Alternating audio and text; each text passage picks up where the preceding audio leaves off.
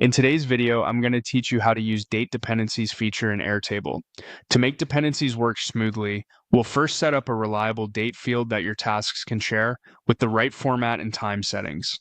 This foundation is what lets Airtable understand the order of work and adjust dates accurately. Start by opening Airtable in your browser and heading into the base where you manage projects or tasks. Once you're in, open the app or base you want to configure.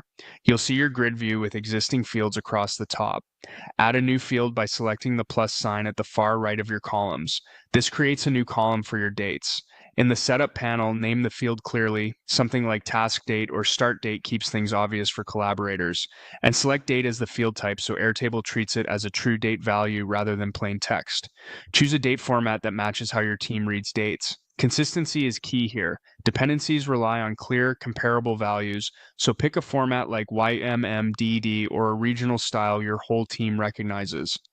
Next, enable include time. Turning on time gives you greater precision, which is especially helpful when tasks are tightly sequenced or when same-day scheduling matters. Select a time format that fits your workflow, either 12-hour or 24-hour.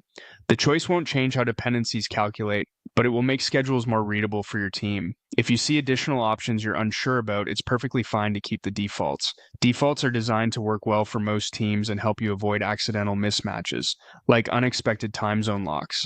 Add a brief description to the field.